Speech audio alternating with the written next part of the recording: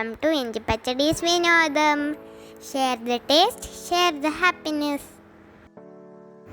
Hi dears, എല്ലാവർക്കും പുതിയൊരു വീഡിയോയിലേക്ക് സ്വാഗതം. ഇന്ന് നമ്മുടെ സ്പെഷ്യൽ ഒരു മലബാർ സ്പെഷ്യൽ ഇതൾ ഒറോട്ടിയാണ്. ഇതൾ ഒറോട്ടിന്നും കിണ്ണപ്പത്തിരിന്നും ഇഥലാപ്പന്നും അതുപോലെ തന്നെ അട്ടിപ്പത്തലെന്നൊക്കെ ഈ പേരിൽ അറിയപ്പെടുന്നുണ്ട് മലബാർ ഭാഗത്ത്. പക്ഷേ ഇത് വേറെ ഏതെങ്കിലും പേരിൽ മറ്റുള്ള സ്ഥലങ്ങളിൽ അറിയപ്പെടുന്നുണ്ടോ എന്ന് എനിക്കറിയുന്നില്ല. അങ്ങനെ നിങ്ങൾക്ക് അറിയാമെങ്കിൽ നിങ്ങളത് കമൻറ്റിലൂടെ ഒന്ന് എനിക്ക് വേണ്ടി ഷെയർ ചെയ്യണേ. അപ്പോൾ ഒട്ടും താമസിയാതെ തന്നെ നമുക്ക് നല്ല ടേസ്റ്റി ഇതൾ ഒറോട്ടി എങ്ങനെ ഉണ്ടാക്കാമെന്ന് നോക്കാം. അതിനു മുന്നേ എല്ലാവരും ഒന്ന് ചാനൽ സബ്സ്ക്രൈബ് ചെയ്ത് സപ്പോർട്ട് ചെയ്യണം.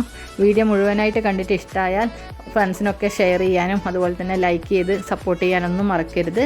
അപ്പോൾ നമുക്ക് റെസിപ്പി എന്താണെന്ന് നോക്കാം.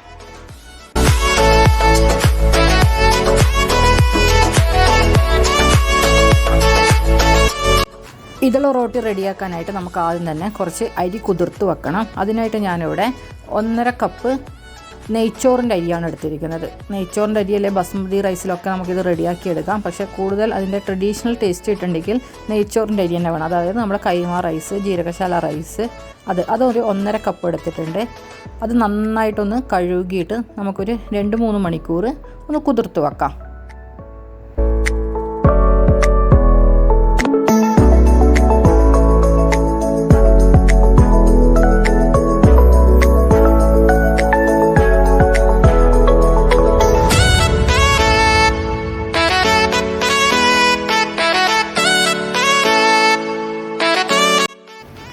രണ്ട് 3 മണിക്കൂർ കുതിർത്തതിന് ശേഷം അതൊന്ന് സ്ട്രെയിൻ ചെയ്തെടുത്തിട്ടുണ്ട്. ഇനി നമുക്കിതിലേക്ക് ഒരു 3 ടേബിൾ സ്പൂണ് ചോറ് ചേർത്ത് കൊടുക്കാം. അതായത് ചെറിയ ടേബിൾ സ്പൂണാണ് കേട്ടോ, വലിയ ടേബിൾ സ്പൂണിലല്ല, ചെറിയ ടേബിൾ സ്പൂണ് 3 ടേബിൾ സ്പൂൺ ചോറ് ചേർത്ത് കൊടുക്കുന്നുണ്ട്. കൂടി പോകരുത്, അതുകൊണ്ടാണ് ഇത്രയും കൃത്യമായിട്ട് പറഞ്ഞത്.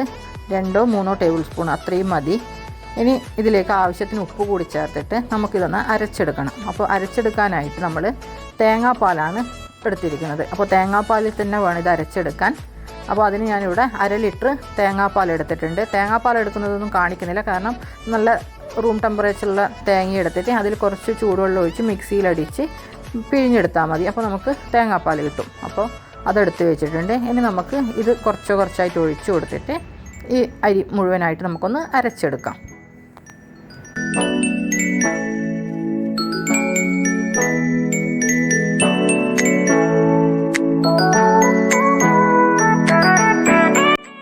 അപ്പോൾ നമ്മുടെ അരി നന്നായിട്ട് അരഞ്ഞ് കിട്ടണം. അതിന് വേണ്ടിയിട്ട് ഒരുമിച്ച് തന്നെ നമ്മൾ 1/2 ലിറ്റർ തേങ്ങാപ്പാലും ചേർത്ത് കൊടുക്കുന്നില്ല, കുറച്ചായിട്ടാണ് ചേർത്ത് അരച്ചെടുക്കുന്നത്.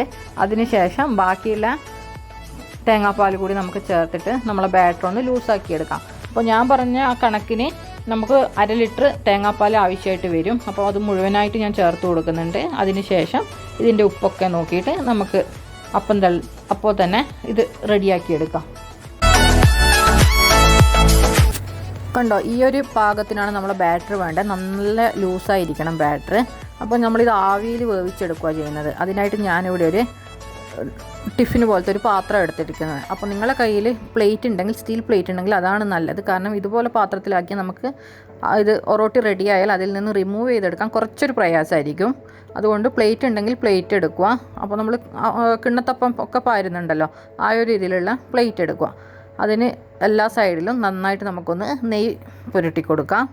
അതിന് പെട്ടെന്ന് വിട്ട് കിട്ടാൻ വേണ്ടിയിട്ടാണ്. അപ്പോൾ നല്ലപോലെ നെയ്യ് പുരട്ടിയതിന് ശേഷം നമുക്കിതിലേക്ക് മാവ് ഒഴിച്ചു കൊടുക്കാം. അപ്പോൾ അതെങ്ങനെയാണെന്ന് നോക്കാം. അപ്പോൾ ഞാനിവിടെ ഒരു സ്റ്റീമർ ചൂടാക്കാൻ വെച്ചിട്ടുണ്ട്, വെള്ളം ഒഴിച്ചിട്ട്. അപ്പോൾ നമ്മൾ വെള്ളം തിളച്ചുകൊണ്ടിരിക്കുമ്പോൾ നമുക്ക് ഈ പാത്രം സ്റ്റീമറിലേക്ക് വെച്ച് കൊടുക്കാം. ഇനി നമ്മൾ നെയ്യ് പുരട്ടി വെച്ച പാത്രത്തിലോട്ട് നമുക്ക് 1 സ്പൂണ് മാവ് ഒഴിച്ചു കൊടുക്കാം. അതിനുശേഷം ഇതൊന്ന് അടച്ചു വെക്കുക ഒരു 2-3 മിനിറ്റ്. അപ്പോഴേക്കും ഇതൊന്ന് ഡ്രൈ ആയി കിട്ടും. അതിനുശേഷം നമ്മൾ അതിൻ്റെ മുകളിൽ വീണ്ടും കുറച്ച് നെയ്യ് പുരട്ടി കൊടുക്കുക. എന്നിട്ട് വീണ്ടും ഒരു തവി മാവ് ഒഴിച്ചു കൊടുക്കുക. അങ്ങനെ നമുക്ക് എത്ര ലെയറാണോ വേണ്ടുന്നത് അത്രയും നമുക്ക് ആക്കിയെടുക്കാം. അപ്പോൾ ഇത് കുഴിയുള്ള പാത്രം ആയതുകൊണ്ട് ഇതിൽ കുറേ ലെയർ ഉണ്ടാക്കി എടുക്കാൻ പറ്റും. പക്ഷേ റിമൂവ് ചെയ്തെടുക്കാൻ ഇച്ചിരി പ്രയാസമായിരിക്കും. അതുകൊണ്ട് ഞാൻ അധികം ലെയർ ആക്കുന്നില്ല ഇതിൽ.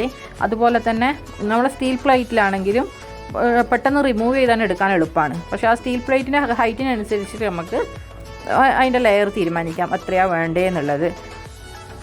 അപ്പോൾ ഇതിൻ്റെ നടുക്ക് നിങ്ങൾക്ക് എന്തെങ്കിലും ഫില്ലിങ്സ് വെച്ച് കൊടുക്കാനുണ്ടെങ്കിൽ അങ്ങനെയും ചെയ്യാം. ഞാൻ പക്ഷേ ഇപ്പോൾ ഒന്നും ചെയ്ത് കൊടുക്കുന്നില്ല. ഒരു 2 ലെയർ ഇതേപോലെ സെറ്റായതിന് ശേഷം നമുക്കതിൻ്റെ ഇടയിൽ വേണ്ടിക്കിൽ എന്തെങ്കിലും ചിക്കനോ അല്ലെങ്കിൽ ഫിഷിൻ്റെയോ അങ്ങനെ എന്തെങ്കിലും മസാല ഉണ്ടെങ്കിൽ അതൊന്ന് ഇട്ട് കൊടുത്തിട്ട് അതിന് ശേഷം വീണ്ടും ഇതേപോലെ ലെയറാക്കി എടുത്താലും നല്ല ടേസ്റ്റാണ് കഴിക്കാൻ. എങ്ങനെ വേണമെങ്കിലും നമുക്ക് ചെയ്തെടുക്കാവുന്നതാണ്. അപ്പോൾ ഞാനിവിടെ ഏകദേശം ഒരു 8-9 ലെയറോളം ആക്കിയിട്ടുണ്ട്. ഞാനത് നിർത്താൻ പോവുകയാണ്. കാരണം ഇനിയും ഹൈറ്റ് കൂടി ഇതെടുക്കാൻ ഭയങ്കര ബുദ്ധിമുട്ടായിരിക്കും. അപ്പോൾ അവസാന ലെയറും ഒഴിച്ചതിന് ശേഷം നമുക്കിതൊരു 10 മിനിറ്റ് സ്റ്റീം ചെയ്തെടുക്കാം. അതിന് ശേഷം ഇത് പാത്രത്തിൽ നിന്ന് റിമൂവ് ചെയ്യാം.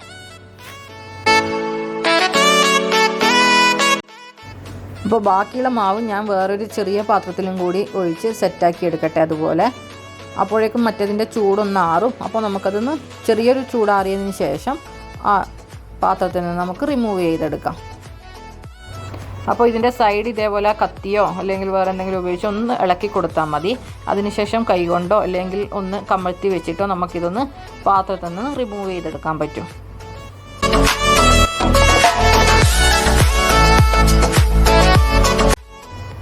ഇതാ നമ്മുടെ ഇതൾ ഒറോട്ടി ഇവിടെ റെഡി ആയിട്ടുണ്ട്. അപ്പോൾ ഞാനിത് പ്ലേറ്റിലേക്ക് മാറ്റിയിട്ടുണ്ട്.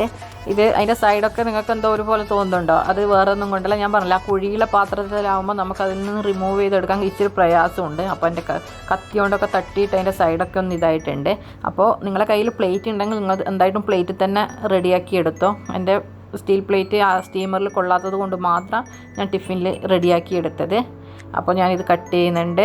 കട്ട് ചെയ്തിട്ട് വേണമെങ്കിൽ നമുക്ക് ഇങ്ങനെ തന്നെ കഴിക്കാം, അല്ലെങ്കിൽ നമുക്കിത് ഓരോ ഇതളാക്കി എടുത്തും കഴിക്കാം. അപ്പോൾ ചിലരേക്കും ഇത്രയും കഷ്ടപ്പെട്ട് ഇങ്ങനെ ഓരോന്നായിട്ട് പാർന്നിട്ട് ഇതളാക്കി എടുക്കേണ്ട ആവശ്യമുണ്ടോ? അതൊക്കെ ഓരോ ഇഷ്ടത്തിനനുസരിച്ച് കഴിക്കാം. നമുക്ക് ഇതളാക്കി എടുക്കുമ്പം ഒരു രസം, നമ്മൾ ഇത്രയും ആക്കിയിട്ട് അതൊന്നിങ്ങനെ പറിച്ചെടുക്കുമ്പോൾ അപ്പോൾ എങ്ങനെ വേണമെങ്കിലും കഴിക്കാം, ഓരോളെ താല്പര്യത്തിനനുസരിച്ച്. അതുപോലെ തന്നെ ചിക്കൻ കറീൻ്റെ കൂടെയും ഫിഷ് കറീൻ്റെ കൂടെയും ഒക്കെ നല്ല മാച്ചാണ്. അപ്പോൾ ഞാൻ ആദ്യമൊക്കെ ചിക്കൻ കറി അപ്പോൾ കൂടെയാണ് ടേസ്റ്റ് എന്ന് വിചാരിച്ചത്. പക്ഷേ കഴിഞ്ഞ പ്രാവശ്യം ഉണ്ടാക്കിയപ്പോൾ ഞാൻ നമ്മുടെ ഓറഞ്ച് കറി, മീൻ കറി ഉണ്ടല്ലോ, ഓറഞ്ച് കളർ ഹോട്ടലിൽ നിന്നൊക്കെ കിട്ടുന്നത്, അതിൻ്റെ കൂടെ സെർവ് ചെയ്തപ്പോഴും എല്ലാവർക്കും നല്ല ഇഷ്ടമായിട്ടുണ്ട്. അപ്പോൾ കഴിയുന്നെങ്കിൽ നിങ്ങളും ഇതിൻ്റെ രുചി അറിഞ്ഞ് നോക്കൂ. അപ്പോൾ എല്ലാവർക്കും ഈ വീഡിയോ ഇഷ്ടപ്പെട്ടിട്ടുണ്ടാവുമെന്ന് വിചാരിക്കുന്നു. അപ്പോൾ ഇപ്പം തൽക്കാലം ഞാൻ വിട പറയുന്നു. പുതിയൊരു വീഡിയോ വരുന്നത് വരെ എല്ലാവർക്കും bye. Share the taste, share the happiness. Thanks for watching.